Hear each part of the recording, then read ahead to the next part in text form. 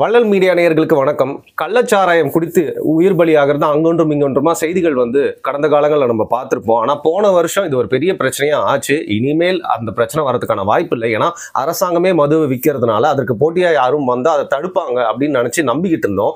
ஆனால் வழக்கமாக இந்த பிரச்சனை அதிகமாக இருக்கக்கூடிய பகுதியான கள்ளக்குறிச்சியில் பார்த்தீங்கன்னா இப்போ நம்ம பேசிகிட்டு இருக்கப்போ கடைசியாக வந்த தகவல்னா 52 பேர் இந்த விஷ கள்ளச்சாராயத்தை கொடுத்து இறந்திருக்காங்க அப்படிங்கிறது தான். இது அரசாங்கத்தோட ஒரு தவறு, அவங்களோட சரியான ஆளுமை இல்லாம கையாண்ட விஷயம் அப்படின்னு மட்டும் சொல்லிட்டு போயிட முடியாது. இது ஒரு சமூக பிரச்சனையும் இதை பத்தி தான் பாரிக்கிட்ட தவிர்க்கவே முடியாத விஷயம் இது அப்படிங்கறதுனால அவர்கிட்ட இதை பத்தி நிறைய விஷயங்கள் பேசி தெரிஞ்சுக்க போறோம். வணக்கம் பாரி. வணக்கம். சமூக பிரச்சனை அப்படின்ற ஒரு ஆங்கிள் தானே நீங்க பாக்குறீங்க. ஏன்னா இன்னொரு விஷயம் சொல்றாங்க, எடுத்த கான்ட்ரவர்சியோட ஆரம்பிக்கிறேன்னு நினைக்காதீங்க. எல்லாருமே இதை பத்தி நிறைய செய்திகள் பார்த்துருப்பாங்க. இந்த மதுவை ஒழிக்கணும்னு உங்களை மாதிரி ஆட்கள்லாம் அறவே ஒழிக்கணும்னு கத்திக்கிட்டு இருக்காங்க. ஸோ உங்களை மாதிரி ஆட்கள் எல்லாம் உங்களோட பேச்சை, உங்களோட வாதத்தை ரொம்ப கம்மி பண்ற, அதை டிம்மாக்கும் விதமாக தான் பார்த்தீங்கன்னா இப்போ இந்த கள்ளச்சாராய மரணம்லாம் ஏற்படுத்தப்பட்டிருக்கு. ஸோ யாருமே அரசாங்கம் மது விற்கிறது இனிமேல் நிறுத்துங்கன்னு சொல்ல மாட்டாங்க. ஏன்னா அரசாங்கமே மது விற்கிறத நிறுத்திட்டா இந்த மாதிரி தமிழ்நாடு முழுக்க நடக்கிறதுக்கு வாய்ப்பு இருக்கு அப்படின்ற மாதிரி ஒரு ஆங்கிள் ஏற்படுத்துறதுக்காக இது பண்றாங்கன்னு சொல்றாங்க. இது அப்படி பார்க்க முடியும். லூசுத்தனமான வாதம், ஒரு முட்டாள்தனமான வாதம், ஒரு பைத்தியக்காரத்தனமான வாதம். இங்கே பிரச்சனை என்ன அப்படின்னு பார்த்தீங்கன்னா, இவங்க ஆரம்பத்தில் இந்த மது கடைகளை நியாயப்படுத்துவதற்கு இவர்கள் ஒன்று சொன்னாங்க. அரசாங்கம் மது விற்க ஆரம்பிச்சதுன்னா, அரசாங்கம் டாஸ்மார்க்குகள் நடத்த ஆரம்பிச்சதுன்னா கள்ளச்சாராயத்தை நம்ம ஒழிச்சிடலாம், கள்ளச்சாராயம் யாரும் விற்க மாட்டாங்க, ஏன்னா காவல்துறை இருக்கு அப்படின்லாம் சொல்லிட்டு நம்ம அரசாங்கமே மது வைக்கணும்னு சொல்லி தான் கொண்டு வந்தாங்க. இப்போ அது வந்ததுக்கு அப்புறம் கள்ளச்சாராய வியாபாரமும் சரி, கள்ளச்சாராயத்திற்கான அந்த மக்களுடைய பழக்கமும் சரி அதிகரிச்சிருக்கு. முன்னாடி பார்த்தீங்கன்னா இந்த டாஸ்மார்க் வருவதற்கு முன்பு குடிக்கிறது அப்படிங்கிற ஒரு பழக்கமே பார்த்தீங்கன்னா ஊர்ல 10 பேர் குடிச்சிட்டு இருந்திருப்பான். இவ்வளவுதான் இருக்கும். குடிகாரர்களாவே அவங்க சொசைட்டில மதிக்கத்தக்க இடத்துல இருக்க மாட்டாங்க. அவங்கள ஒரு மாதிரி அருவருப்பா பார்க்கக்கூடிய ஒரு உளவியல் இருக்கும். ஊருக்கு 10 பேர் குடிகாரர் இருந்தால் அந்த 10 பேரை இழிவாக பேசக்கூடியவர்களாக தான் தமிழர்கள் இருந்தாங்க. ஆனா இன்னைக்கு பார்த்தீங்கன்னா ஒரு ஊர்ல ஒரு திருவிழா வருதுன்னா கூட அந்த ஊர்ல 10 பேர் குடிக்காம இருந்தானா பெரிய விஷயம் இருக்குது. அந்த ஒரு ஊருக்கு 10 பேர் குடிக்காம இருக்கிறான், மற்றபடி அத்தனை பேரும் குடிக்கக்கூடிய குடிகாரர்களாக இந்த சமூகத்தை மாற்றி வைத்திருக்கிறது திராவிட அரசு. இதுக்கு அதிமுகவும் சலைச்சதில்லை, திமுகவும் சலைச்சதில்லை. நான் ஒண்ணு கேட்குறேன், இதே முதல்வர் ஸ்டாலின் அவர்கள் ரோட்ல நின்னாரா இல்லையா? கருப்பு சட்டையை மாட்டிக்கிட்டு மதுக்கடைகளை மூடுங்கன்னு சொன்னாரா இல்லையா? அதுக்கப்புறம் மது ஒழிப்பு காலகட்டத்தில் பார்த்தீங்கன்னா முழுமையாக மது விலக்கு வேணும்னு சொல்லி மது விலக்கு தமிழகம்னு சொல்லிட்டு இவங்க ஒரு மாநாடு நடத்தி ஒரு பெரும் போராட்டம்லாம் நடத்தினாங்களா இல்லையா? அவர்கள் கூட பேசி, ஆமா அதெல்லாம் பேசினாங்க தான். என்ன பண்ணீங்க? இப்ப நீங்க ஆட்சி அதிகாரத்துக்கு வந்தோன்னே ஏதாவது அதை நிறைவேற்றினீங்களா? அது சார்ந்து ஏதாவது நடவடிக்கைகள் முன்னெடுத்தீங்களா? ஒரு பக்கம் உங்களுக்கு வேண்டப்பட்ட பெரிய வியாபாரிகள் டாஸ்மார்க்குக்கு சாராயம் விற்பாங்க, இன்னொரு பக்கம் உங்களுக்கு வேண்டப்பட்ட சிறிய வியாபாரிகள் கள்ளச்சாரம் விற்பாங்க. நம்ம அப்படித்தானே சொல்ல முடியும். ஒரு பிரபலமான யூடியூபர் அவர் என்ன சொல்லிட்டு இருக்காருன்னு பார்த்தீங்கன்னா, ஒருவேளை டாஸ்மார்க்கில் விலையை கம்மியாக கொடுத்துட்டா இங்கே குடிச்சு சாகாமல் இருப்பாங்கல்ல அப்படின்னு. முதல்ல டாஸ்மார்க்கில் குடிக்கிறவங்க சாகாமல் இருப்பாங்களா? முதல்ல டாஸ்மாக்ல கொடுக்குற அந்த சாராயமே நல்ல சாராயமா? மத்த சாராயமே நல்ல சாராயம், கேட்ட சாராயம் அதுக்கு சாராயம்னு ஒண்ணு வந்துச்சுன்னா அது உயிரை கொல்லும். சரி, இன்னைக்கு உடனே விழுந்து சாகிறதுனால உங்களுக்கு ஐயோ அப்படின்னு தோணுது. தமிழ்நாட்டுல மொத்தம் ஆல்கஹால் கன்சம்ஷனால இருக்கக்கூடிய டெத் ரேட் என்னன்னு முதல்ல ஆய்வு பண்ணி பாருங்க. ட்ரங்க் அண்ட் டிரைவும் ஆல்கஹால் கன்சம்ஷனால ஏற்படக்கூடிய விபத்துகள், அதன் மூலியமாக அடிபட்டு போறவங்க, இறப்பவர்கள், பாதிப்புக்குள்ளாரவர்கள் யாராருன்னு பாருங்க. ரேப்பு, கொலை, இந்த மாதிரியான சோசியல் கிரைம்ஸ், அதுக்கு பின்னாடி எத்தனை பேர் ஆல்கஹால் கன்சம்ஷனோட கேசஸ் ஃபைல் ஆயிருக்குன்னு பாருங்க. டொமஸ்டிக் வயலன்ஸ், வீட்ல போய் பொண்டாட்டி அடிக்கிறது, இந்த மாதிரியான கேசஸ், அதன் மூலியமா கொலைகள், பிரச்சனைகள், டார்ச்சர்ஸ் இது நடக்கிறது, அபியூஸ் நடக்கிறது. இது எல்லாத்துக்கு பின்னாடியும் மது என்பது ஒரு மேஜர் ஃபேக்டரா இருக்கு. ஸோ இந்த இதில் இறக்கக்கூடியவர்கள் பாதிப்பு ஒன்று. ரெண்டாவது, உடல் ரீதியான குறைபாடுகளில் நரம்பு தளர்ச்சியாக இருக்கட்டும், ஆண்மை குறைபாடாக இருக்கட்டும், லிவர் ஃபெயிலியராக இருக்கட்டும், கிட்னி ஃபெயிலியராக இருக்கட்டும், மூளை சம்மந்தப்பட்ட கூறுகளில் குறையிறதா இருக்கட்டும், இதற்கு பின்னாடி மது என்னென்ன அளவுக்கு பாதிப்புக்கு உள்ளாக்கியிருக்குன்னு போய் பாருங்க. செயின், அதாவது தொடர்ச்சியாக குடிகாரர்களாக இருக்கக்கூடியவர்களுக்கு என்னென்ன மாதிரியான பாதிப்பு இருக்குது, அது எத்தனை இருக்குது, அதன் மூலியமான இறப்புகள் எவ்வளோ, இதெல்லாம் மொத்தமாக நீங்கள் கணக்கு பண்ணி பாருங்க. லட்சக்கணக்கான உயிர்கள் இந்த டாஸ்மார்க்கோட வியாபாரம் இருப்பதால் தமிழகத்தில் இறந்து கொண்டு இருக்கிறார்கள். இன்னைக்கு பாருங்க, நீ இதே கள்ளக்குறிச்சியில எத்தனையோ பேர் லிவர் ஃபெயிலியர்ல செத்துருப்பான், எத்தனையோ பேர் கிட்னி ஃபெயிலியர்ல செத்துருப்பான். இதெல்லாம் கணக்கு போட்டு பார்த்துட்டு இருக்க மாட்டீங்க. இந்த கணக்குல தான் எழுதணும். இதையும் அவன் திடீர்னு எப்படி கிட்னியில் ஃபெயிலியர் ஆகுது, ஏன் லிவர் ஃபெயிலியர் ஆகுது? குடிகாரர்கள் இருக்கிறாங்க, அளவுக்கு அதிகமாக மொடாவாக குடிக்கிறாங்க. நீங்கள் அதை வந்து நீங்கள் ஊக்குவிக்கிற விதமாக தான் இருக்கிறீங்க. அதாவது தீபாவளிக்கு இவ்வளோ வியாபாரம் பண்ணணும்னு ஒரு டார்கெட் ஃபிக்ஸ் பண்ணுறீங்களே, இதை விட ஒரு கேவலம் உலகத்தில் இருக்குமா? அப்போ நான் என்ன சொல்கிறேன்னா, நீங்கள் மதுவை இங்கே ஊக்குவித்து கொண்டிருக்கும் பொழுது மதுவுக்கு எதிராக இங்கே பிரச்சாரம் செஞ்சுக்கிட்டு இருக்கிறதோ இல்லை வந்து எதுவுமே எடுபட போகிறதில்ல. மது பழக்கத்துலேருந்து மக்களை மீட்டெடுக்கிறதுக்கு என்ன வழியோ அதை பாருங்கள். இதில் நிறைய பேர் என்ன உடனே மெத்தனாலை வந்து கலந்து விட்டார்கள், உங்களுக்கு சரக்கு எப்படி உற்பத்தி பண்ணுறாங்க, சாராயம் எப்படி காய்ச்சுறாங்கிற ஒரு அடிப்படை கெமிஸ்ட்ரியோ பேசிக் சயின்ஸோ தெரியாததுனால மெத்தனாலை வாங்கி கொண்டு வந்து கலந்துட்டாங்கன்னு பேசிகிட்டு இருக்காங்க. மெத்தனால் விலை அதிகம், வாங்கிட்டு வந்துலாம் கலக்க முடியாது. நிறைய பேருக்கு அது தெரிய மாட்டேங்குது. இப்போ நீங்கள் நம்ம சில யூஸ் பண்ணுற பர்ஃப்யூம்ஸில் இல்லை ஒரு விதம் நம்ம இந்த கிளீனிங் இதில் இந்த ஏஜென்ட்ஸில் இதிலெல்லாம் கொஞ்சம் மெத்தனால் அங்கங்கே இருக்கும். மெத்தனால் இருந்துச்சுனாவே டாக்ஸிக். இந்த மெத்தனால் கெமிக்கல் அவ்வளோ சீக்கிரம் கைக்கெல்லாம் கிடைக்காது. நீங்கள் போய் எவ்வளோ மெத்தனால் போய் கொடுங்கன்னு சொன்னால் எத்தனை லிட்டருப்பா அப்படின்னு ஊற்றி கொடுத்துட மாட்டாங்க யாரும் எங்கேயும். மெத்தனால் என்ன ஹெவிலி பாய்சனஸ்ஸு. அதை வந்து எந்த லேபில் யார் உற்பத்தி பண்ணி விற்றுக்கிட்டு இருக்கிறா, இவங்கெல்லாம் போய் வாங்கிட்டு வந்து அதை கலந்து சரக்கில் கொடுத்துட்ருக்காங்க. அப்போ இங்கே பேசிக்காக ஒரு விஷயத்தை புரிந்து கொள்ள வேண்டும். மெத்தனால் என்பது வெளியிலிருந்து வாங்கி கொண்டு வந்து கலப்பதல்ல. இந்த சாராயத்தோட உற்பத்தி பண்ணுற எல்லா ஃபேக்ட்ரிலையும் எல்லா விதமான சாராய உற்பத்திலையும் மெத்தனாலும் சேர்ந்தே தான் உற்பத்தி ஆகும். ஃபெர்மெண்ட் அதுலேருந்தே உற்பத்தி ஆகுது. 2 வகையான உற்பத்தி முறை வந்து மதுபானங்களில் இருக்குது. ஒன்று வந்து ஃபெர்மெண்டேஷன் என்று சொல்லக்கூடிய முறை. இது ரெண்டுலேயுமே ஃபெர்மெண்டேஷன் வரும். அதுக்கு அடுத்தது முறை வந்து டிஸ்டிலேஷன். இந்த ஃபெர்மெண்டேஷன் பண்ண ஒரு விஷயத்தை திரும்ப டிஸ்டில் பண்ணி கொடுக்கறதுல வந்து இருக்கக்கூடிய ஆல்கஹால் கண்டென்ட் ரொம்ப அதிகமாக இருக்கும். அது என்ன பண்ணுவாங்கன்னு பார்த்தீங்கன்னா, சர்க்கரை, பாக்டீரியாவுக்கு உணவாக இருக்கக்கூடிய ஈஸ்ட்டுக்கு உணவாக இருக்கக்கூடிய சர்க்கரைகள், சர்க்கரையோட சோர்ஸ் என்ன வேணாலும் தேன் போடலாம், இல்லை வந்து நீங்கள் கரும்பு போடலாம், கரும்பு சக்கரை போடலாம், நாட்டு சக்கரை போடலாம், வெல்லம் போடலாம், கருப்பட்டி போடலாம், எதை வேணாலும் போடலாம். இனிப்பு சுகர் கண்டென்ட் அதிகமாக இருக்கணும். ஏன்னா அப்போ தான் வந்து பாக்டீரியாவுக்கு அந்த எனர்ஜி அதிகமாக வந்து அது இது பண்ணுறதுக்கான கேலரிஸ் அதிகமாக வேணும். ஸோ அந்த இது இருக்கும். அது கூட ஈஸ்ட்டு, பாக்டீரியல் சோர்ஸு, அந்த ஈஸ்ட்டு உள்ளே போட்டுருவீங்க. அதுக்கப்புறம் வந்து பார்த்தீங்கன்னா இன்னும் அந்த ஃப்ளேவருக்கு இந்த பழங்கள், இல்லை வந்து வேறு ஏதாவது மரப்பட்டை, சிலர் வந்து அரிசி, இல்லை உருளைக்கிழங்கு, நீங்கள் எதை வேணாலும் போடலாம். மக்கக்கூடிய அத்தனை பொருளையுமே நீங்கள் போடலாம். இது எல்லாத்தையும் போட்டு என்ன பண்ணுவாங்கன்னு நொதி வைப்பாங்க. நொதி வைக்கணும்னா அதுவும் எத்தனை நாள் வேணாலும் நீங்கள் வைக்கலாம். உள்ளே வந்து இந்த பாக்டீரியா இதெல்லாம் ஃபார்ம் ஆகி அது நொதிக்க ஆரம்பிக்கும். நொதிய என்ன ஆகும்னா எத்தனால் ஃபார்ம் ஆகும், கூட மெத்தனாலும் ஃபார்ம் ஆகும். எத்தனாலும் ஃபார்ம் ஆகும், மெத்தனாலும் ஃபார்ம் ஆகும். இதில் இப்போ என்னன்னு பார்த்தீங்கன்னா, இந்த ஃபெர்மெண்டேஷனில் எடுக்கக்கூடிய இந்த நொதி இருக்குல்ல, இது வந்து ஒரு மாதிரி கன்றாவியான டேஸ்ட்டில் இருக்கும். இதை வந்து அவங்க திரும்ப வடிகட்டி ஃபில்டர் பண்ணி கொடுக்குறது, அதுதான் வந்து ஃபெர்மெண்டேஷன் மூலமா கிடைக்கக்கூடிய மதுபானங்கள். இந்த ஒயின், இந்த பீரு, இந்த மாதிரியான விஷயங்கள் எல்லாம் இதோட வந்துடும். சரிங்களா?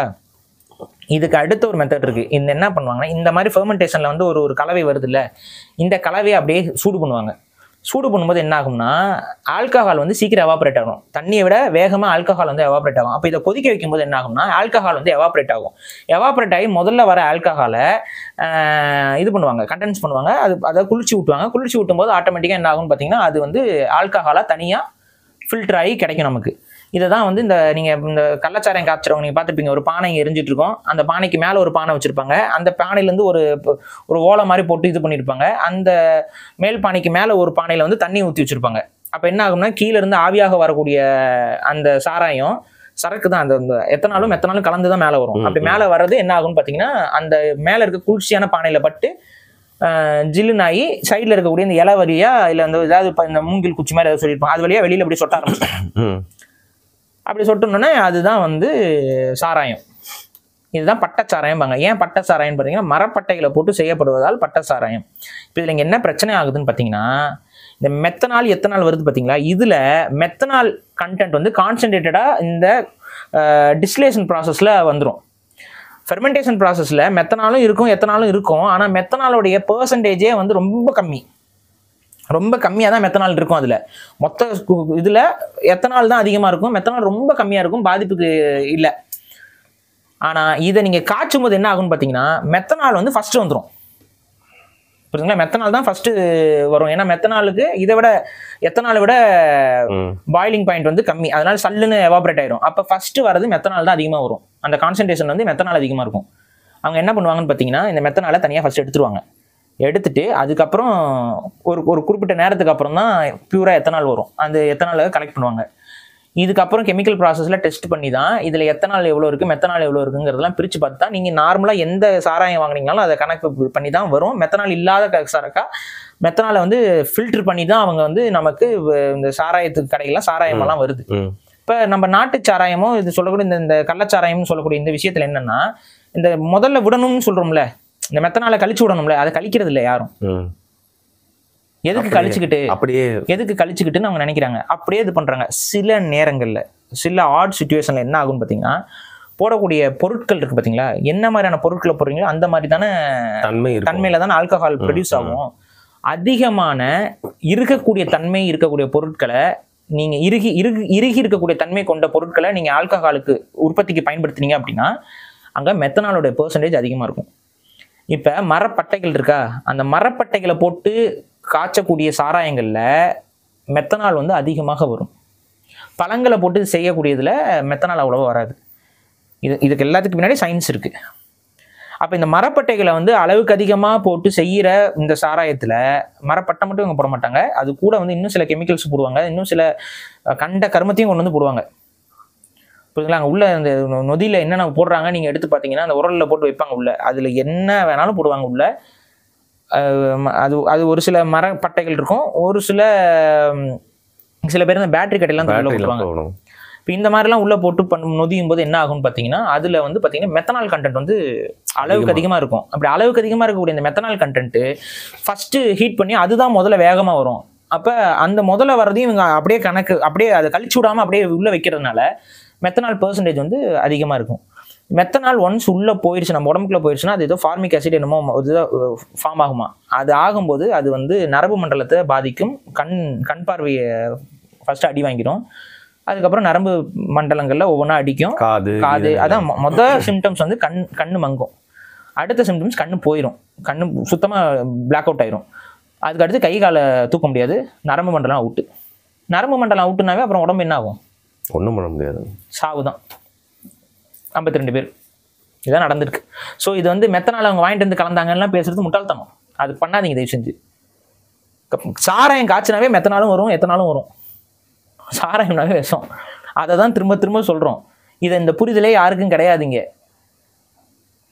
சாராயத்தில் நல்ல சாராயம்னு ஒன்று இல்லை, கெட்ட சாராயம்னு ஒன்று இல்லை, கள்ள சாராயம்னு ஒன்று இல்லை, திருமணம் கடந்த சாராயங்கள்னு ஒன்று இல்லை. புரியுதா? இல்லை, வைரமுத்து சொல்லியிருக்காரு, நல்ல சாராயங்களை குறைக்கணும், கள்ள சாராயத்தை ஒழிக்கணும் அப்படின்னு சொல்லியிருக்காரு. சாராயங்களை ஒழிக்கணும், சாராயத்தை முழுசாக ஒழிச்சிடணும், அதுதான் ஒரே ஆப்ஷன். நம்ம இப்போ நான் சொல்கிறேன், நிறைய பேர் வந்து தமிழக அரசு என்ன செய்ய முடியும், என்ன செய்ய முடியும்? நான் ஒன்று கேட்குறேன், ஒரு முதல்வர் நம்ம மக்கள் படுற இந்த துயரத்தை பார்த்தா, என்னடா எல்லாரும் குடிச்சிக்கிட்டு இருக்கீங்க, நம்மலாம் வரோம் காரில் வரோம், பார்க்கும்போது அந்த குடிகாரர்கள் அந்த டாஸ்மார்க்லாம் நம்ம கடந்தானே வரோம், எல்லாருமே பார்த்துட்டு இருக்கோம், அந்த குடிகாரர்கள் என்ன பிஹேவ் பண்ணுறாங்க, எப்படி இருக்காங்கன்னு பார்க்குறோம். சத்தியமாக இந்த நாட்டையும் இந்த மக்களையும் நேசிக்கக்கூடிய ஒருத்தரால இந்த டாஸ்மார்க்லாம் திறந்து வச்சிருக்க முடியாதுங்க, இதுதான் உண்மை. ஆனால் அவங்க ப்ராக்டிக்கலாக தானே யோசிக்கிறாங்க, இங்கே ப்ராக்டிக்கலே இல்லை. சரி, குஜராத்தில் ஒழிச்சிட்டாங்க, அதிகமான கன்சப்ஷன் இருக்கு, ராஜஸ்தான்ல இருந்து வாங்கிட்டு வந்து குடிக்கிறாங்களே. நான் என்ன கேட்குறேன்னா, நீங்க கடையை மூடி வச்சுட்டு அது ஒழிஞ்சிரும் அப்படிங்கிறது நான் சரி. வேற என்ன முதல்ல என்ன பண்ணணும்னா, ஃபர்ஸ்ட் வந்து இந்த டாஸ்மார்க்ல இந்த கடைகளை மூடணும்னா டக்குன்னு எல்லாம் பதறுவாங்கிறது தெரியுதுல. ஸோ என்ன பண்ணணும், டாஸ்மார்க்கை முதல்ல கல்லு கடையாக மாற்றுங்க, எல்லா டாஸ்மார்க்கையும் கல்லு கடையாக மாற்றுங்க. நீங்கள் கல்லு கடையாக மாற்ற மாட்டேங்கிறதுக்கு நீங்கள் என்ன காரணம் சொல்கிறீங்க? அது கல்லு கடை திறந்தோம்னா அதில் பவுடரை கலந்துடுறாங்க, அதில் வந்து கெமிக்கலை கலந்துடுறாங்க, அதில் பட்ட சாராயத்தை கலந்துடுறாங்க, கல்லு கடைன்னு சொல்லிட்டு சாராயத்தை காய்ச்சி விற்க ஆரம்பிச்சிடுறாங்க. இந்த மாதிரிலாம் பிரச்சனை தான் சொல்கிறீங்க. கல் விற்கலாம், அரசாங்கம் தான் விற்கணும், கரெக்டா? சரி, கல் விற்கிறோம். இப்போ அதுலேயே இந்த மாதிரி சைட் மார்க்கெட் ஓப்பன் பண்ணுங்க. நான் சொல்கிறேன். அதே இப்போ கல் முதல்ல திறக்கணும், கல்லு கடை திறக்கணும். இப்போ கல்லு கடையை அரசாங்கம் என்ன பண்ணணும், விவசாயிகள்ட்டு கல்லை இறக்கிக்க சொல்லிட்டு ப்ரொக்யூர் பண்ணிட்டு, எப்படி ஆவினில் பாலை ப்ரொக்யூர் பண்ணி வாங்கி விற்கிறீங்களோ அதே மாதிரி கல்லை வாங்கி அதை ஒரு ப்ராப்பராக தரம் பிரித்து விற்க ஆரம்பிச்சிருங்க, கரெக்டாக? நல்ல தரமான கல் ஒரு ரேட்டுக்கு விருங்க, ஒரு சாதாரண தரத்தில் இருக்க கல் ஒரு ரேட்டுக்கு விற்றுக்கோங்க. கல் கடைகளாக அப்படியே முழுசாக மாற்றிருங்க இப்போதைக்கு. அப்போ என்ன ஆகும், சாராயம் குடிச்சிட்டு இருக்கவன் டக்குன்னு நிப்பாட்டுறதுக்கு சங்கடப்படுறவங்களாம் என்ன பண்ணுவான், சரி ஓகே இது ஏதோ கல் கிடைக்குது அதனாச்சும் குடிப்போம்பா. கல் வந்து அதிக ரேட் இருக்காது, எப்படி இருந்தாலும் உங்களுக்கு ரொம்ப கம்மியான ரேட்டில் கிடச்சிரும், அது குடிக்க ஆரம்பிப்பான், அவன் குடிச்சிட்டு இருக்கட்டும் அது வரைக்கும். அதுக்கு அடுத்து சைமல்டேனியஸாக என்ன பண்ணணும்னு பார்த்தீங்கன்னா, எல்லா சரக்கு கம்பெனிக்கும் தடையை தான் போடணும்.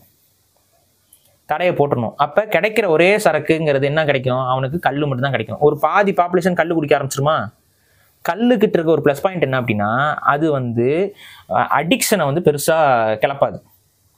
கல்லை பொறுத்த வரைக்கும் அடிக்ஷனை பெருசாக கிளப்பாது. ரெண்டாவது வந்து அதோட ஆல்கஹால் பர்சன்டேஜ் வந்து ரொம்ப கம்மியாக இருக்கனால அளவுக்கு அதிகமாக கல் குடிக்கணும். அப்படியே அளவுக்கு அதிகமாக கல் குடித்தாலும் அதோட ஆல்கஹால் பர்சன்டேஜ் கம்மிங்கிறனால உடலுக்கு அவனோட உடல் உறுப்புகள் பாதிப்புக்குள்ளாகிறது வந்து ரொம்ப கம்மி. ஒரு பானை கல் குடிச்சானா தான் அவன் நீங்கள் நார்மலாக ஒரு ஹாஃப் குடிக்கிறதுக்கு நிகரான போதை வரும் அப்படிங்கிறாங்க. அப்போ ஒரு பானை கல் குடிச்சுன்னா அதுக்கு வயிறு ஃபுல்லாயிருமா, அவன் நிறைய யூரின் போயிட்டு அவன் அப்படியே சுற்றிட்டு அப்படியே அவனுக்கு அந்த அளவுக்கு போதை வந்து பெரிய அளவு போதை கிடைக்காது. அப்போ இது ஒரு ரிலாக்ஸிங் டைம் பீரியட் மாதிரி கல்லுக்கு வந்து அனுமதி கொடுத்து வைங்க. ஹேங் ஓவரும் இருக்காதுன்றீங்க. ஆமாம், இந்த ஹேங் ஓவரில் இந்த அடிக்ஷனில் வேறு வழியே இல்லை, எனக்கு ஆல்கஹால் வேணும்னு இருக்கிறானுங்கல்ல அவங்களுக்கு. சில பேருக்குலாம் வந்து ஏன்னா சரக்கு அடிக்கலாம், கை ஆடுங்க, கால் ஆடுங்க, கால் உதறுங்க, காதெல்லாம் ஆடுங்க, பல்லெல்லாம் அப்படியே இது வந்து வேம்பேரா மாதிரி ரத்தத்தை குடிக்க போயிருவங்க எல்லாம் சொல்கிறாங்கல்ல, அவங்களுக்கு இது உனக்கு கல் தான், குடிக்கணும்னா குடி, இல்லைன்னா அப்படியே நம்ம பண்ணுன்னு சொல்லி விடுங்க. ஏன்னா குடிச்சிட்டு எல்லாம் சாகிறதுக்கு ஒரு 10 பேர் குடிக்க முடியல, நான் சாகுறேன்னா ஓகேங்க சார், ஓகே வெல்கம், நாங்கள் 10 லட்ச ரூபா நிவாரணம் கொடுத்துறோம், நீங்கள் செத்துருங்க. கண்டிப்பாக அதுக்கும் 10 லட்ச ரூபா அப்படிதான் கொடுக்குறீங்களே. இப்போ எல்லாருக்கும் இப்போ எல்லாம் செத்தா 10 லட்ச ரூபா தானே. அப்போ முடியல, என்னால் சரக்கு இல்லாமல் வாழ முடியல, நான் தற்கொலை பண்ணிக்கிறேன் அப்படின்னா சரி ஓகே, நீ போய் தற்கொலை பண்ணிக்க, நான் உங்கள் குடும்பத்தை பார்த்துக்கணும் கிளம்புன்னு சொல்ல வேண்டியதான். என்ன பண்ண முடியும்? நீங்க நல்ல எண்ணத்துல சொல்றீங்க. ஆனா என்ன ஆகும் தெரியுமா, கல் மட்டும் விற்க ஆரம்பிச்சா கர்நாடகாலையும் ஆந்திராலையும் போயிட்டு இந்த ஆல்கஹால் எல்லாம் வாங்கிட்டு வந்து குடிப்பாங்க. நான் என்ன கேட்குறேன், இந்த நம்ம தமிழகத்துடைய காவல்துறை இருக்கு பார்த்தீங்களா, அவங்களுக்கு முதல்ல டியூட்டிஸை வந்து நம்ம வந்து சரியாக அலாட் பண்ணோம். ஏன்னா இன்னைக்கு வந்து காவல்துறையோட டியூட்டி என்னவா இருக்குன்னு பார்த்தீங்கன்னா, காலையில் போகிறாங்க பூத்தோட்டத்துக்கு போகிறாங்க, பூத்தோட்டத்துக்கு போனால் அங்கே ரோஜா மலர்கள் இருக்குது, அந்த ரோஜா மலர்களை வந்து எடுக்கிறாங்க ஃபஸ்ட்டு. அடுத்து மல்லிகை தோட்டம் போகிறாங்க, அந்த மல்லிகை முட்டை அப்படின்னு சொல்லிட்டு அந்த மல்லிகை முட்டையை வந்து பறிக்கிறாங்க. அதுக்கப்புறம் அந்த பக்கம் போய்ட்டு கனகாமரம் இருக்குது, அந்த கனகாமரம் இந்த மாதிரி பூ பறிச்சுக்கிட்டு இருக்காங்க காவல்துறை. இந்த பூ பறிக்கிற துறையிலிருந்து அவங்கள மாற்றி அவங்களுக்கு காவல்துறைன்னு பேர் இருக்குது பார்த்தீங்களா. அவங்களோட வேலை என்னன்னு பார்த்தீங்கன்னா, வண்டிகளை நிப்பாட்டி இந்த வண்டியில் இந்த நம்பர் போர்டு பார்த்தீங்கன்னா நாங்கள் புது நம்பர் போர்டு மாற்றிருக்கோம், அதுக்கு ஒரு ஃபைனு, இந்த இதில் ஸ்க்ரீன் போட்டிருக்கீங்க இதெல்லாம் மாற்றணும் எடுக்கணும்னு சொல்லி இதெல்லாம் பண்ணுறதை விட்டுட்டு நீங்கள் என்ன பண்ணணும் அப்படின்னா, இந்த மாதிரி வெளியூருக்கு போகிறவன் சரக்கை கொண்டு வந்தோன்னா அவன் மேலே கேஸ் ஃபைல் பண்ணுங்க,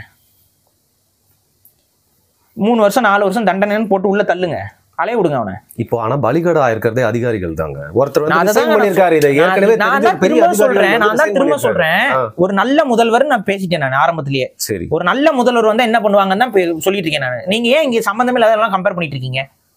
நான் நல்ல முதல்வர் என்ன செய்வாருன்னு நான் சொல்லிட்டு, தலை சரியில்லை அதனால வாள் அப்படிதான் ஆடுங்க. நான் தான் சொல்றேன், நல்ல முதல்வர் இருந்தா இதை தான் செய்வாருன்னு நான் சொல்றேன்.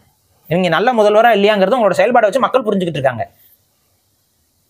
அப்ப காவல்துறையோட வேலை என்ன? நீங்க காவல்துறைன்னு இவ்வளவு பேரை வச்சுக்கிறீங்க, இவ்வளவு சம்பளம் கொடுத்துட்டு இருக்கீங்க, அவங்க போய் குடிப்பாங்கங்க, அவங்க காய்ச்சுவாங்கங்க. அப்ப என்ன அப்புறம் பூ பறிக்கிற வேலையா காவல்துறைக்கு? காலையில போய் பூ மார்க்கெட்ல பூ பறி போட்டுட்டு இருக்காங்களா அவங்க வேலையே எல்லாத்தையும் அரெஸ்ட் பண்றது தானே. இப்ப இன்னைக்கு நீங்க சொல்ல வரீங்களா இந்த கள்ளக்குறிச்சியில இந்த பிரச்சனை வந்து காவல்துறைக்கு தெரியாதுன்னு சொல்ல வரீங்களா? அதான் சொல்றேன், ஒரு பெரிய அதிகாரி வந்து வேலையை விட்டுட்டே போயிட்டாருங்க. அதைத்தாங்க நான் நடக்க போகுதுன்னு அதைத்தாங்க சொல்றேன். கள்ளச்சாராய வியாபாரம் ஒரு மாஃபியா கும்பல் மாதிரி தமிழ்நாடு முழுக்க நடக்குது அப்படின்னா அது காவல்துறைக்கு தெரியாம இருக்கு. இப்போ ஒரு கடையில இங்க ஊருக்கு போறீங்க, கேக்குறீங்க சார் இங்க நல்ல ஹோட்டல் எங்க இருக்குன்னா ஊருக்காரன் எல்லாருக்கும் தெரிஞ்சாதான் அந்த ஹோட்டல் சொல்லுவான். இப்போ அதே மாதிரி ஏதோ ஒரு ஊருக்கு போறீங்க, அங்க சரக்கு கடை எங்க இருக்குன்னு எல்லாருக்கும் தெரிஞ்சாதானே சொல்ல முடியும். அப்ப கள்ளச்சாரம் எல்லாருக்கும் எங்க தெரியுதுன்னு தெரிஞ்சாதான் அப்படி வாங்க முடியும்.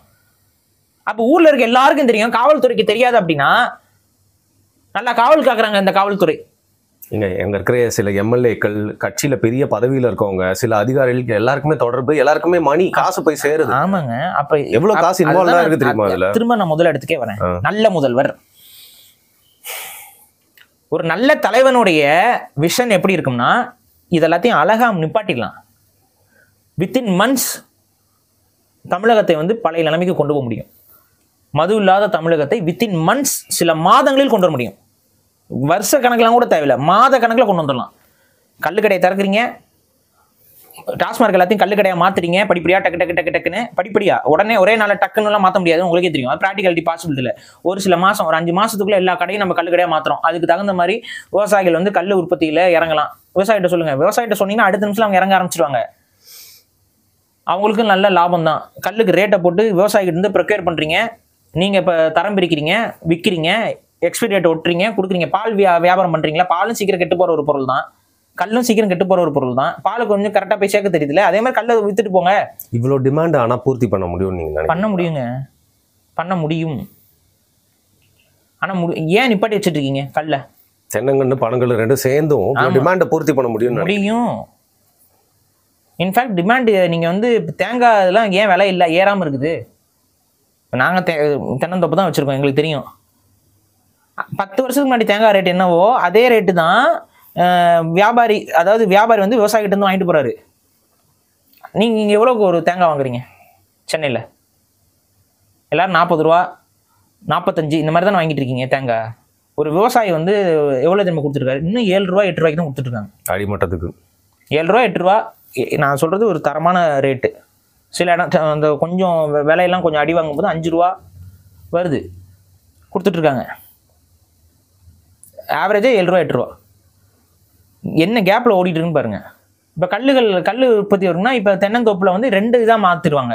ஒரு பாதியை வந்து எல்லாம் கல்லுக்கு யூஸ் பண்ணுவாங்க, ஒரு பாதியை வந்து இளநிக்கும் தேங்காய்க்கும் யூஸ் பண்ணுவாங்க. ஸோ இளநீ தேங்காய் எக்ஸஸாக ப்ரொடியூஸ் ஆகாது. ஸோ ஆட்டோமேட்டிக்காக டிமாண்ட் வந்து வில் செட் இன். ஸோ இது எல்லாமே ஓரளவுக்கு பேலன்ஸ்டாக வந்துடும். ஓகே, கேரளாவில் வந்து இதுதான் வந்து இப்போ அங்கே நிலைப்பாடாக இருக்கு. அங்கே மானியம்லாம் கொடுத்து பண்ணிட்டு இருக்காங்க. அந்த மாடல் நீங்கள் பார்த்துருக்கீங்களா? அதனால அங்கே அந்த ஸ்டேட்டில் தான் ஒரு சேஞ்ச் தெரிஞ்சுது அப்படிங்கிற மாதிரி உங்களுக்கு தெரியுதா? இப்போ நம்ம ஊரில் இருக்கிற மாதிரி சாவறது இல்லைங்க, புரியுது நான் சொல்ற மாதிரி செய்திகள் பெரிய இதெல்லாம். ஏன்னா பட்டச்சாராயம் இந்த இதை சாப்பிட்றாங்கன்னா நீங்கள் மேஜர் ஃபேக்டர் வந்து காசு கம்மியாக இருக்குங்கிற விஷயம். கல் வந்து காசு கம்மியாக கிடைக்கும். அவசரத்தில் சாராயம் குடிக்கணும்னு நினைக்கிறவன் பட்டச்சாராயம் சாப்பிட்டா இந்த ரிஸ்க் இருக்குன்னு அவனுக்கு தெரியுது. அப்போ அதுக்கு பதிலாக அவன் கல்லை குடிப்பான். கல்லில் இந்த ரிஸ்க் இல்லை, சுத்தமாக கிடையாது. ஸோ அந்த கல்லை அவன் போய் குடிச்சிட்டு போய் படுப்பான். கரெக்டாக? ஸோ அவனை டீடாக்ஸ் பண்ணுறதுக்கான ஒரு ஃபர்ஸ்ட் ப்ரொசீஜர். நிறைய பேர் கல் மட்டும் போதை இல்லையா அப்படிலாம் பேசிட்டு இருப்பாங்க. போதை தான். ஆனால் இவனை டீடாக்ஸ் பண்ணி கொண்டு வரதுக்கு நமக்கு வேற ஆப்ஷன் என்ன இருக்கு? அவன் வழியில் போய் தான் அவனை நிப்பாட்ட வேண்டியதாக இருக்கு. அப்போ கல் கடைகளை திறக்கிறது மூலயமா ஒரு டீடாக்ஸ் ப்ரோக்ராம் மாதிரி இதை கொண்டு வரலாம். ஃபர்ஸ்ட் இவங்களை பதற விடாம அந்த பக்கம் அப்படியே கொஞ்சம், அதே போல டாஸ்மார்க்ல இருக்க ஊழியர்களுடைய வேலை வாய்ப்பெல்லாம் போயிடுச்சுன்னா சொல்லாம அவங்களுக்கு இந்த பிசினஸ் இந்த தொழில அவங்களுக்கு சம்பளம் கிடைக்கும், வருமானமும் கிடைக்கும், இதுல விவசாயத்திற்கும் வருமானம் கிடைக்கும். அதன் மூலமாக எல்லா தமிழ்நாட்டு மக்கள் எல்லாருக்குமே பொருளாதார நிலை என்பது அவ்வாறே இருக்கும். இங்க சாராய டிமாண்ட் வந்து கொஞ்சம் கொஞ்சமா குறைஞ்சிரும். நீங்க கல்ல உள்ள கொண்டு வர குடிகாரர்களுக்கும் அறிவு இருக்கு தானே, மூளை இருக்க தானே செய்யுது. அவன் என்ன பண்ணுவான்? சரி நம்ம சரக்கு குடிச்சு உடம்பு கெடுக்கிறதுக்கு அட்லீஸ்ட் கல் பெருசாக பாதிக்காது, அந்த எண்ணம் வருமா வராதா? சரி, அந்த எண்ணத்தில் அவன் குடிக்க ஆரம்பிப்பான். ஒரு செக்ட் மாறும். அந்த மாதிரி ஒவ்வொரு செக்டாக மாறும். அந்த டைமில் நீங்கள் கள்ளச்சாராயத்தை இரும்பு கரம் கொண்டு அடக்கித்தான் ஆகணும். கள்ளச்சாராயம் காய்ச்சிறான், அவன் 6 வருஷத்துக்கு வெளியில் வரலைன்னா அவன் எப்படி காய்ச்ச முடியும்? அவனோட பங்காளி காய்ச்சுவான், அவனையும் பிடிச்சி நீங்கள் உள்ளே போடுறீங்க. 6 வருஷத்துக்கு அவன் வெளியில் வர முடியல. அதுக்கப்புறம் எவனுக்குங்க தைரியம் வரும் காய்ச்சறக்கு? நீங்கள் என்ன பண்ணுறீங்க? கலாச்சாரம் காய்ச்சுவாங்க, பிடிச்சிட்டு போவாங்க, குண்டாஸ் போடுவாங்க, கேஸே நடக்காது. அவர் 30-40 நாள் வெளியில வருவாரு. அந்த வெளியில வர்றதுக்கு முன்னாடி வரைக்குமே பிசினஸ் வேற ஒருத்தர் பார்த்துக்கிட்டு இருப்பாரு. வெளியில இருந்து காய்ச்சிறவன் காய்ச்சிக்கிட்டே தான் இருக்கான். இன்னைக்கு முழுக்க வந்து நீங்க சொன்னது போல ஒரு கட்சியுடைய நிர்வாகிகளும் அந்த கட்சியுடைய பொறுப்பாளர்கள் இன்னைக்கு இவன் கைது பண்ணியிருக்காங்க. அவன் பேர் என்ன கண்ணுக்குட்டியோ சனியக்குட்டி. அந்த சனியக்குட்டியே வந்து ஒரு அந்த கட்சியோட பொறுப்பாளராக தானே இருக்கு. பொறுப்பாளர்ல அந்த கட்சியோட ஒரு ஆதரவாளராக தானே சுத்திக்கிட்டு இருக்கு. வீட்டில் இருக்க ஸ்டிக்கர்லாம் வச்சு சொல்கிறோம். எதுக்கு அவன் ஒட்டி வைக்கிறான்? யாரும் வந்துடக்கூடாது அப்படிங்கிற மாதிரியா? அப்படிதான். ஆமாங்க, மெயினாக இது ஆளுங்கட்சியோட அசோசியேட் ஆகிறதுனால தானே இது நடக்குது. சரி, நீங்கள் சொல்கிறதெல்லாம் நான் வந்து டிஸ்கரேஜ் பண்ணுறேன், நெகட்டிவாக சொல்கிறேன், தட்டி விடுறேன் அப்படின்னே நினைக்காதீங்க. நடக்கிற காரியத்தை பேசலாம். சரியா? நான் ஏன் அப்படி சொல்கிறேன்னு நீங்கள் வந்து கேள்வியை முடிச்சோன்னு சொல்லுங்கள். டிஸ்டிலரிஸ் இப்போது இதில் ஒரு மூடிக்கும் ஒரு கமிஷன் அப்படின்னு எவ்வளோ பெரிய ஆளுங்க வரைக்கும் அரசாங்கத்தை இயங்கிறது மட்டும் இல்லாமல் எல்லா அரசியல்வாதிக்கும் போய் சேருது. பல நேரங்களில் பல சூழ்நிலைகளில் திமுகவும் அதிமுகவுமே சாராய வியாபாரம் வந்துட்டா, அதாவது டாஸ்மாக் டிஸ்டிலரிஸ் அப்படின்னு வந்துட்டா அவங்களுக்குள்ள நிறைய அண்டர்ஸ்டாண்டிங்ல விட்டு கொடுத்துருக்காங்க, ஒன்னாவும் சேர்ந்து வேலை பண்ணியிருக்காங்க. ஸோ இந்த 2 கட்சிகளுக்கு சம்மந்தப்பட்டவங்களும் பெரிய பெரிய டிஸ்டிலரிஸ்லாம் வச்சிருக்காங்க. பல 1000 கோடிகள் கொட்டிட்டு இருக்கு. நீங்க சொல்றதெல்லாம் நல்லா இருக்கு, கேட்கறதுக்கு சுபம் மாதிரி இருக்கு, ஹாப்பிலி எவர் ஆஃப்டர் மாதிரி இருக்கு. ஆனா நான் சொல்ற விஷயத்த கொஞ்சம் யோசிச்சு பாருங்க. இதை நடக்க நீங்க நல்ல முதல்வர்னு சொல்றீங்க, எப்படிங்க அதை நடக்க விடுவோம்? நீங்க பிரச்சனை என்னங்க, இப்ப இதுக்கு முன்னாடி எடப்பாடி பழனிசாமி இருந்தாரு. சரி, இன்னைக்கு வந்து ஸ்டாலின் இருக்காங்க. இவங்க 2 பேருக்குமே மக்கள் மீது அக்கறை கிடையாது. இது மேலதான் அக்கறை. இவ்வளவுதான் விஷயம். இது மக்களுக்கு தான் புரியணும். இன்னைக்கு அழுகுறீங்கல்ல, நாளைக்கு உங்களை மாதிரியே நீங்க சிரிச்சிட்டு இருக்க நாளைக்கு நீங்க அழுவீங்க. மேபி உங்க கணவரோ உங்க மகனோ வந்து கள்ளச்சாராயம் குடிச்சு சாக மாட்டாரு. ஆனா நல்லச்சாராயம் குடிச்சு கூட உங்க கணவரோ மகனோ ஆக்சிடென்ட்ல சாகலாம். சரி, உங்க பையன் குடிக்காம கூட இருக்கலாம். எதிர்ப்பு வரவன் குடிச்சிட்டு வந்து உங்க பையனை ஏத்தனாலும் உங்க பையன் சாவான். புரியுதா? உங்க பையன் குடிக்காம இருக்கலாம், உங்க ஹஸ்பண்ட் குடிக்காம இருக்கலாம், குடிச்சிட்டு வந்து ஒரு 4 பேர் ரகலை பண்ணி அவரை அடிச்சு வெட்டி கொன்னாலும் உங்க ஹஸ்பண்ட் சாவாரு, உங்க பையன் சாவாங்க. உங்க பொண்ணு வந்து ஒழுக்கமான பொண்ணா இருக்கலாம், வீட்டுக்கு நைட்டு சீக்கிரம் வந்துடுற பிள்ளையா இருக்கலாம், ஒழுக்கமாவே போயிட்டு வரலாம். குடிகார பிள்ளைங்க 4 பேர் சேர்ந்துட்டு அந்த பிள்ளைய ரேப் பண்ண கொன்னாங்கன்னா கொன்னதுதான். மண்டையில ஏத்து. இதைத்தான் சொல்றேன், ஒவ்வொரு தமிழனும் மண்டையில ஏத்து. தயவு செஞ்சு ஒழிச்சு விட்டுருவாங்க உங்களை, அழிச்சு. இது ஒரு இனப்படுகொலைங்க. இதே இன அழிப்புன்னு நீங்க நிறைய ஏன் அப்படின்னா சாறு வெத்தனும் தமிழன் தானங்க அதிகமா செத்துட்டு இருக்கான். தமிழ்நாடு முழுக்க சாவு நடந்துகிட்டே இருக்குங்க தொடர்ச்சியா. இது எப்படிங்க உங்களுக்கு பதட்டமே இல்லையாங்க? எங்கேயோ வந்து ஆந்திரால 20 தமிழர்களை சுட்டு கொண்டா நீங்க என்ன சொல்றீங்க? சுட்டு கொன்னாதான் இது கொலையா? விஷம் கொடுத்து கொன்னா கொலை கிடையாதா? ஒரு தாயே குழந்தைக்கு விஷம் கொடுத்து கொன்னா கொலை கிடையாதா? அரசாங்கம் வந்து மக்களுக்கு தாய் போல இருக்கணுங்க. விஷம் கொடுத்து சாவடிக்குதுங்க இந்த அரசாங்கம். கொலைங்க இது, பச்சை படுகொலைங்க இது.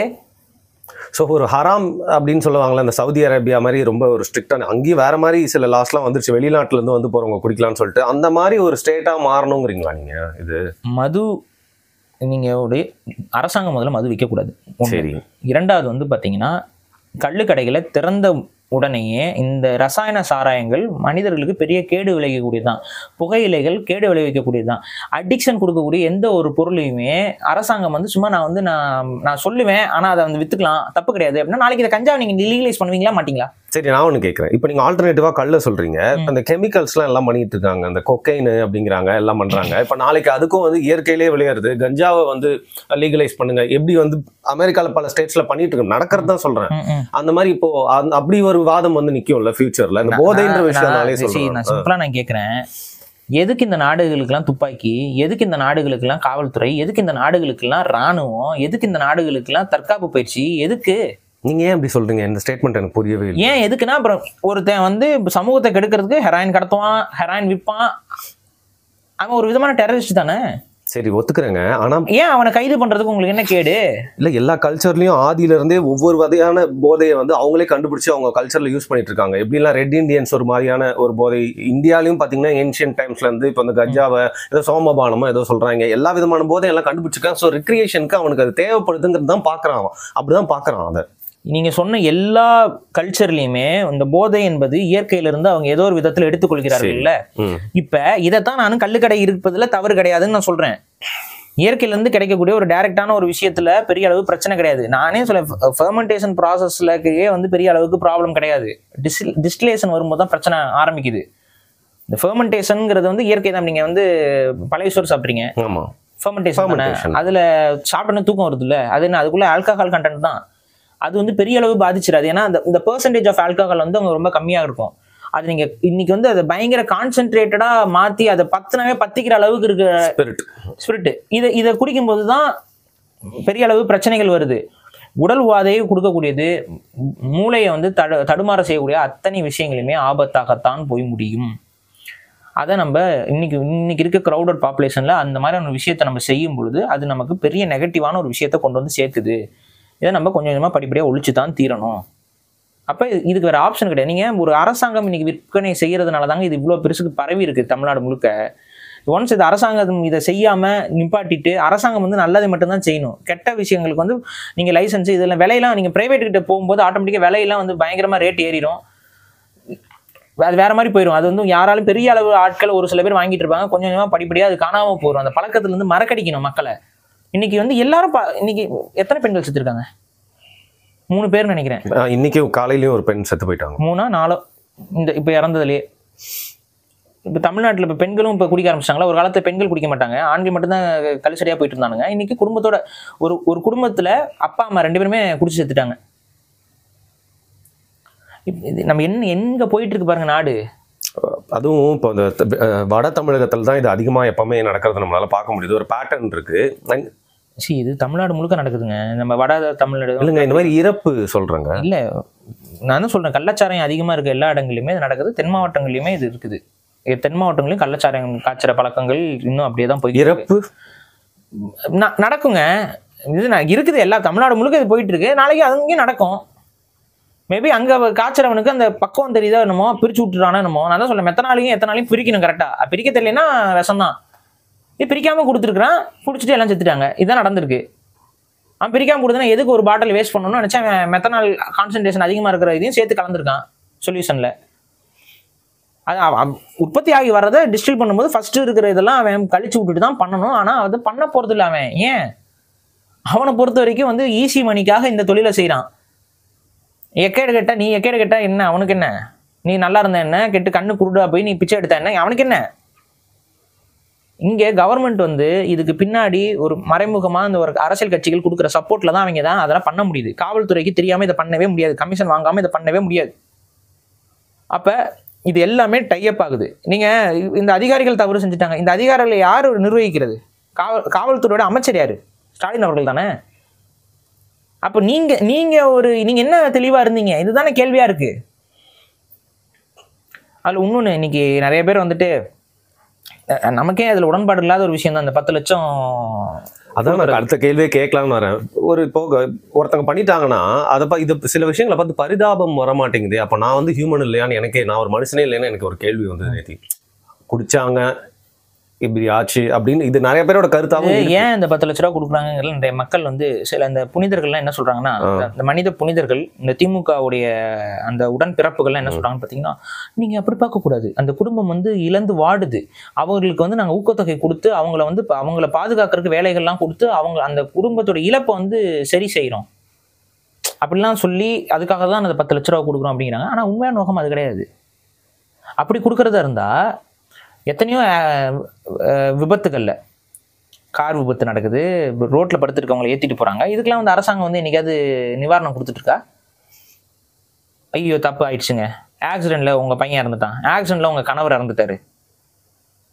ஃபேக்ட்ரியில் வந்து ஃபயர் ஆக்சிடெண்ட்டில் நிறைய பேர் செத்தாங்க. இப்போ சமீபத்தில் கூட ஏதோ ஒரு இந்த பட்டாசு தொழிற்சாலையில் வந்து ஒரு சிலர் இறந்தாங்க. நிவாரணம் ஏதாவது கொடுத்துச்சு அரசாங்கம்? இப்போ அது ஏன் இப்போ கொடுக்குறாங்கன்னு உங்களுக்கு புரியுதா? வாய் அடைக்கிறாங்களாம்.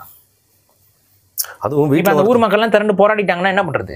நேற்று இன்னொரு சீன் எனக்கு ஏற்றுக்கவே முடியல. என்னன்னா, நிவாரணம் கொடுக்கலாம், ஆனால் அந்த குடும்பத்துலேருந்து ஒருத்தரையும் கூப்பிட்டு அவங்களே யாரையோ வந்து இழந்துட்டு வாடிட்டு என்ன மனநிலையில் இருப்பாங்கன்னு தெரியாது. அந்த சாப்பாட்டுக்கு டேபிள் போடுவாங்க தெரியுமா, அந்த டேபிள் எல்லாரையும் பக்கத்தில் உட்கார வச்சு, நம்ம இளைய அமைச்சர் அங்கே போறாரு அப்படிங்கிறதுனால எல்லாரையுமே அங்கே உட்கார வச்சு அதன் மூலியமா அந்த நிவாரணத்தை வந்து கொடுக்குறாங்க. ஸோ நீங்க சொல்ற மாதிரி நாளைக்கு யார்கிட்டயும் போயிட்டு ஒரு பேட்டி கொடுக்க கூடாது, நாளைக்கு இந்த விஷயத்தை வந்து பேசக்கூடாது. பேசினா உனக்கு நிவாரணம் கிடைக்காது, அதனால நீங்க வந்து சொல்றதை கேட்டுட்டு இருங்க, அமைதியா இருங்க, எதுவும் போயிட்டு தனியாலாம் இது பண்ணிட்டு இருக்காதீங்க, இதை போட்டு அழுதுலாம் இது சீன் கிரியேட் பண்ணாதீங்க. இந்த ஒரு அடக்குமுறையாகத்தான், அது வாய் அடைப்பதற்கான ஒரு யுக்தியாகத்தான் அரசாங்கத்துடைய காசு எடுத்து நீங்களும் நானும் கஷ்டப்பட்டு கட்டுற வரி பணத்தை எடுத்து கொடுக்கறது. எரிச்சல் வருதா இல்லையா? அரசு ஊழியர்கள்லயே எத்தனையோ பேர் வந்து விபத்துகள்லயோ இதுலயோ இறக்குறாங்க. என்ன கொடுக்குறீங்க? 10 லட்சம் எடுத்து கொடுத்துருவீங்களா? இது இழப்பு தான் கண்டிப்பா. அந்த குடும்பத்தை பிரிந்து வாழ்றவங்களுக்கு கஷ்டம்தான், எனக்கு புரியுது. ஆனா உங்க குடும்பத்துல ஏதாவது பண்ண முடிஞ்சுதா? அவங்களுடைய விதிகளை அவங்களே எழுதி கொண்டார்கள். புரியுதா என்ன சொல்றது? அவங்களோட விதிகளை அவங்களே எழுதிக்கிட்டாங்க. நம்ம என்ன பண்ண முடியும்? சாராயம் குடிச்சா சாவு நிச்சயம்ங்கிறது ஏன் அவங்களுக்கு தெரியாம போச்சு? அறியாமையா? குழந்தைகளா? அவங்க இறந்தவங்க எல்லாம் குழந்தைகளா? 18 வயசுக்கு கீழே இருக்காங்களா? சொல்லுங்க. இல்லையே, எல்லாம் மூத்தவங்க, பெரியவங்க, ஊர்ல இருக்க ஆட்கள் தான், எல்லாம் தெரிஞ்சவங்க தான், பேசுறவங்க தான், ரோட்டுக்கு போறவங்க தான், வரவங்க தான், எல்லாம் தெரியுது. சில சின்ன பசங்களும், விடலை பசங்க, யங்ஸ்டர்ஸ், எல்லாரும் அதாங்க பக்குவமற்ற ஒரு சமூகமாக இவர்கள் உருவாக்கி விட்டார்கள். சரக்கு. இதில் ஒரு மேஜர் மிஸ்டேக் இங்கே என்ன நடந்துச்சு அப்படின்னு பார்த்தீங்கன்னா, கலெக்டர் அவர்கள் ஆரம்பத்தில் 2 பேர் சாவுறாங்க. அவங்க சாவுக்கு தான் கூட்டம், ஒரு பெருங்கூட்டம் போகுது. அவங்க செத்ததுக்கு ஆரம்பத்தில் என்ன சொல்கிறாங்க, அது வந்து கள்ளச்சாராயம் குடிச்சில்ல, ஃபிக்ஸ் ஏதோ வந்திருக்கு அப்படி இப்படின்னு எதையோ போட்டு குழப்பி விட்டதில் அந்த இளவு வீட்லேயே வந்து கள்ளச்சாராயம் வந்து விற்பனை கொடுக்கப்பட்டிருக்கு. எனக்கு இது என்னன்னே புரியல. அதையும் வாங்கி குடிப்பானுங்களா எவனாவது? அந்த அளவுக்காடா நீங்கள் வந்து அடிக்ஷனில் ஊறி போய் கிடப்பீங்க? அப்படி என்னடா அடிக்ஷனு இது? நீங்கள் சாதாரணமாக பாருங்கள், கிராமங்கள் எல்லாம் பாருங்கள், சரக்கு பூத்தி சரக்கை வந்து கல்யாணத்தில் கொடுக்குறானுங்க. இப்போ அது எப்படி அவங்களால கொடுக்க முடியுது? கோச்சுப்பாங்க. அதுதான் எப்படி கோச்சுங்க? ஒண்ணு பண்ணுங்கடா, மணமகளுக்கும் மணமகனுக்கும் வாயில ஊத்தி விடுங்கடா. சாராயத்தை. அது அவங்க பர்சனலா ஃபர்ஸ்ட் நைட்ல குடிக்கிறாங்களோ யாருக்கு தெரியும்? தெரியலையே, குடிச்சிட்டு சாவட்டும் சார். நீ எரிச்சல் ஆகுது நமக்கு. அதான் சொல்றேன்லங்க, இவங்கள நம்ம நம்ம வேதனையில சொல்றோம்.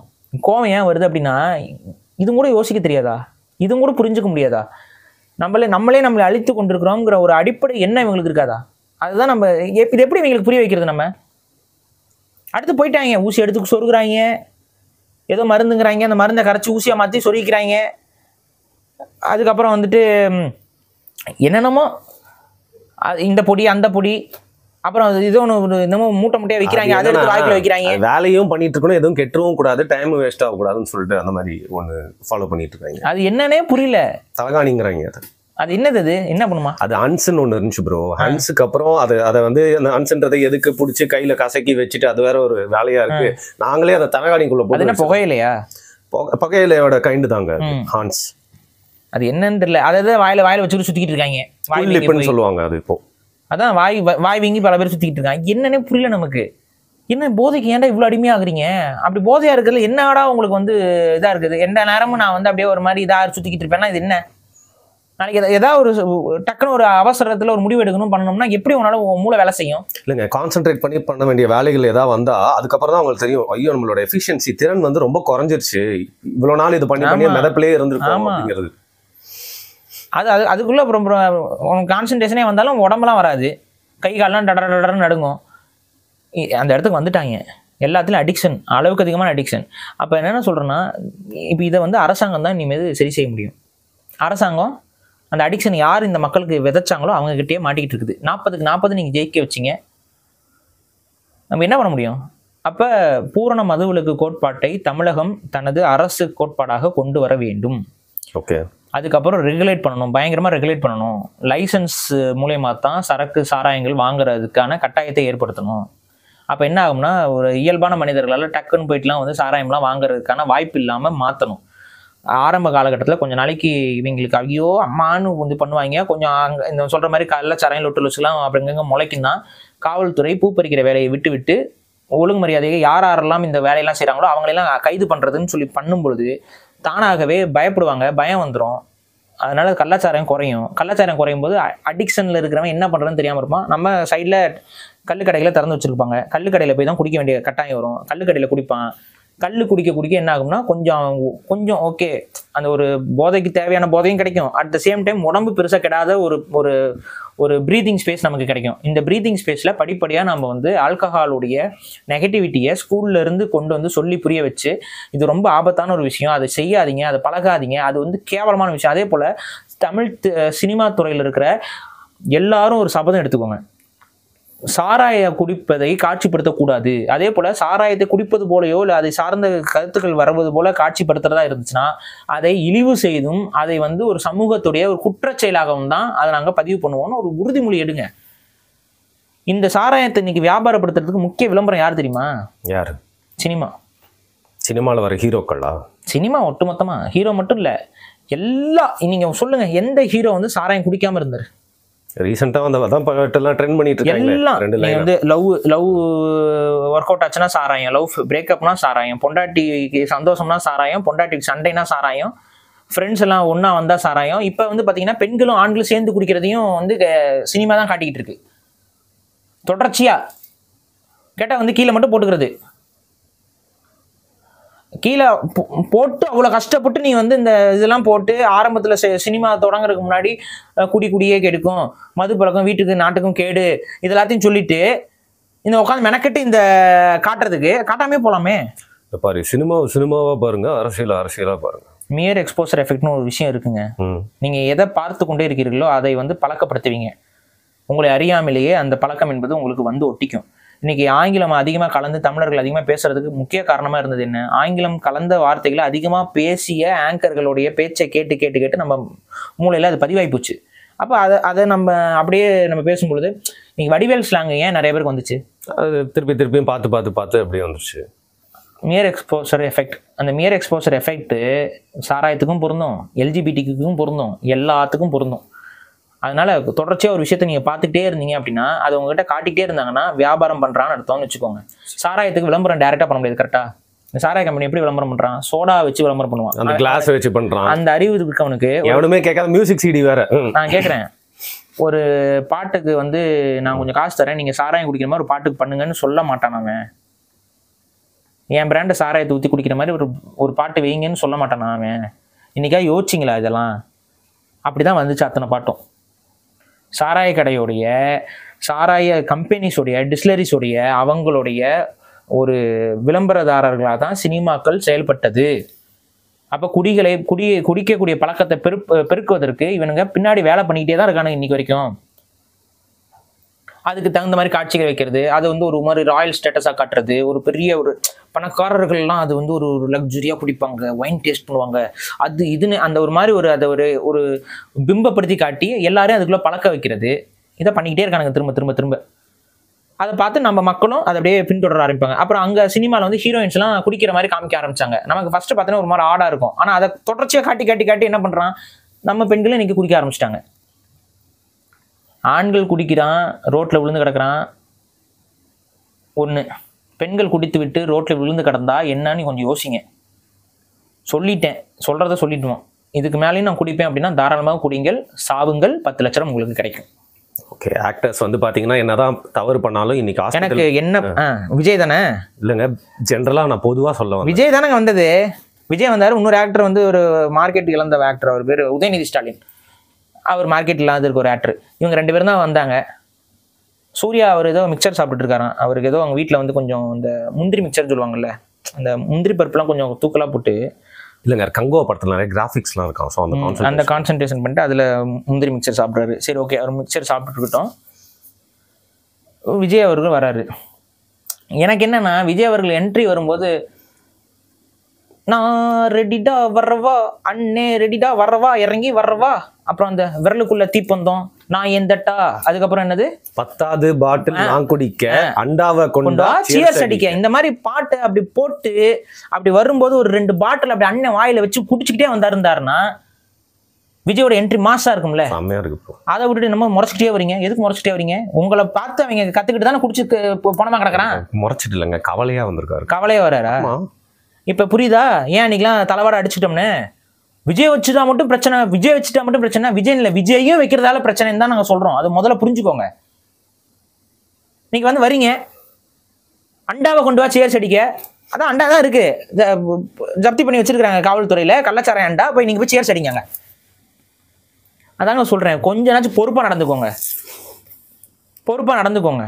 சினிமா துறையா இருக்கட்டும், மற்ற துறைகளாக இருக்கட்டும், மது குடிச்சால் ஆபத்து, மது குடிக்க கூடாதுன்னு உறுதிமொழி எடுங்க. அதே போல கட்சி தலைவர்கள், கட்சி ஆட்கள், உங்க கட்சிக்காரர்களை மது குடிக்காமல் இருக்கணும், மது குடிச்சா ஒழுங்கு நடவடிக்கை எடுப்போம்னு சொல்லுங்க.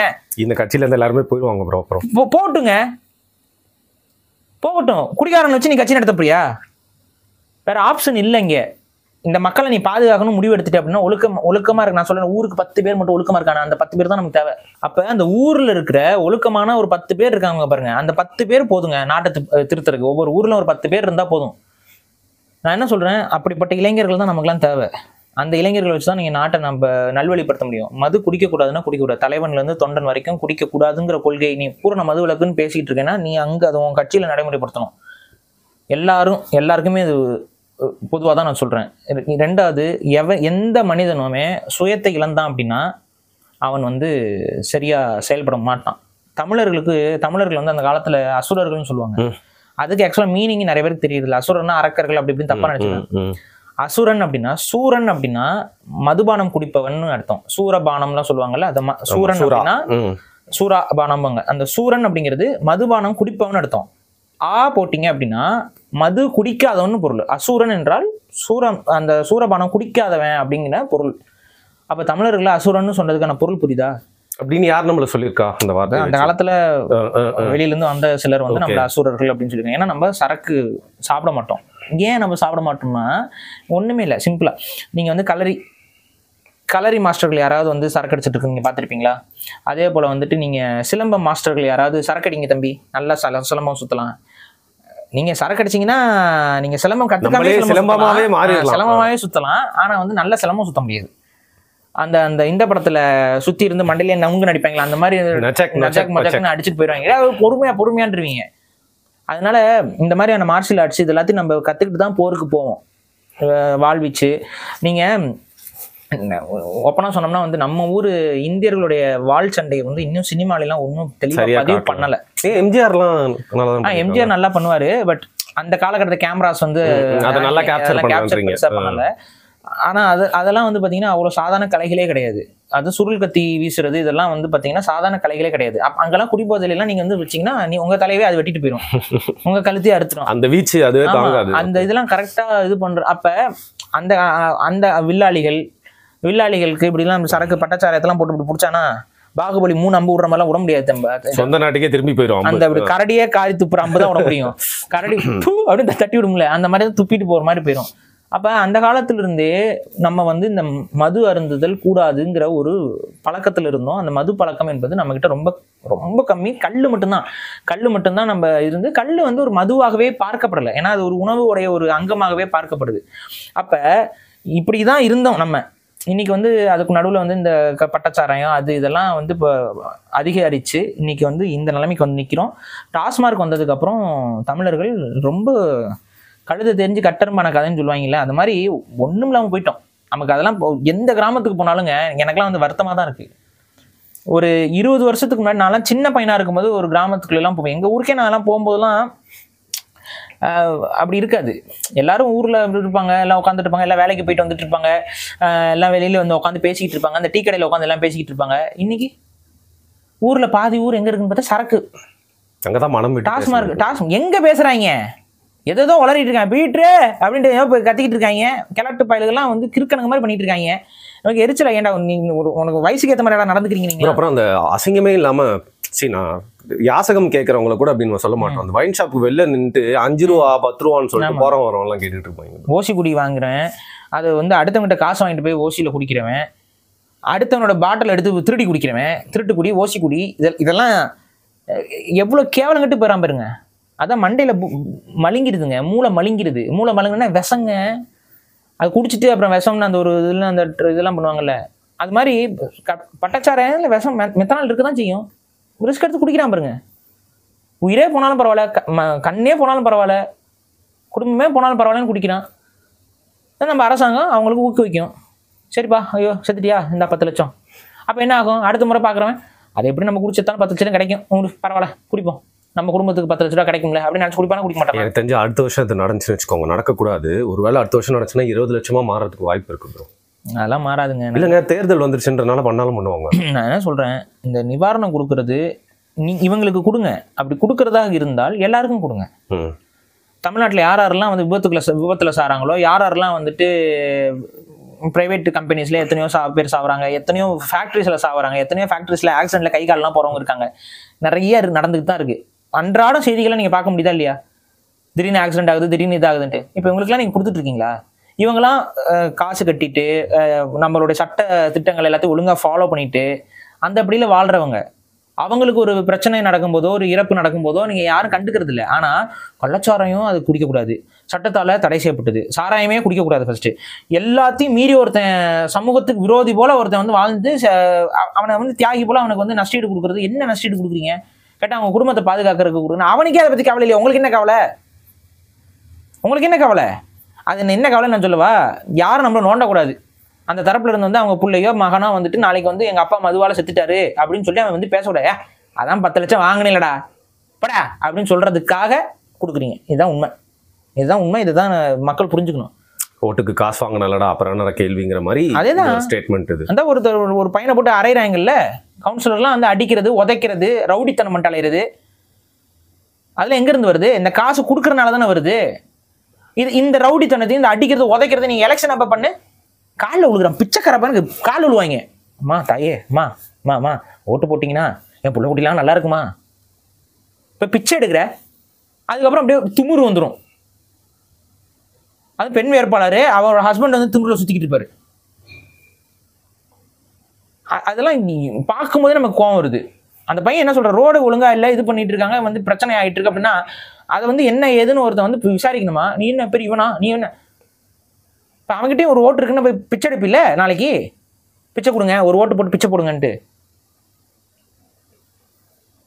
அதான் மக்கள் தங்களோட அதிகாரம் என்ன, தாங்கள் என்ன, சுயமரியாதை என்ன, நமக்குன்னு ஒரு தன்மை இருக்குது, இதெல்லாம் இழந்துட்டீங்க.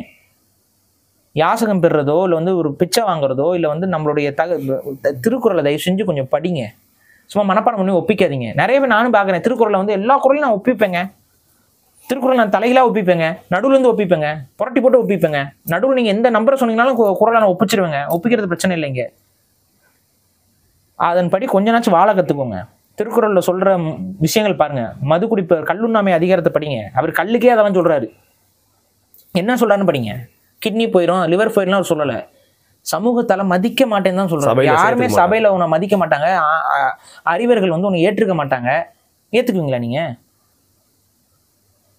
ஒரு நல்ல ஒரு 4-5 அறிவாளிகள் உட்காந்து பேசிக்கிட்டு இருக்க இடத்துல நீங்கள் வந்து குடிச்சிட்டு போய் உட்காந்தீங்கன்னா இன்னைக்கு அப்படியே அது ஆப்போசிட்டாக தான் பிரதர் இருக்கு.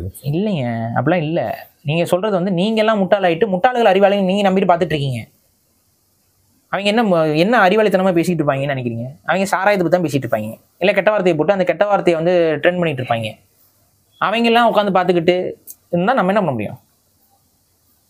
இப்போ இதில் இவங்களுக்கு ஒரு ப்ளஸ் பாயிண்ட் என்னென்னா, பரந்துரை மறந்துட்டாங்க. பரந்துரை வந்துட்டு இருந்துச்சு, கரெக்டாக இந்த சாவு நடந்தோடனே பரந்துரை விட்டாச்சு. நம்ம விட போகிறதில்ல, நம்ம அதுக்கு அடுத்து அது மக்கள்கிட்ட அது எப்படி கொண்டு போகணுமோ கொண்டு போவோம். பட் இது இடையில நடந்துச்சு, துக்கமான நிகழ்வு தான். ஆனால் இந்த துக்கத்தை வந்து நீங்களாக தேடிக்கொள்வது இன்னும் நீங்கள் தேடிக்குவீங்க. திமுகவுக்கு வாக்கு போடுங்க, அதிமுகவுக்கு வாக்கு போடுங்க.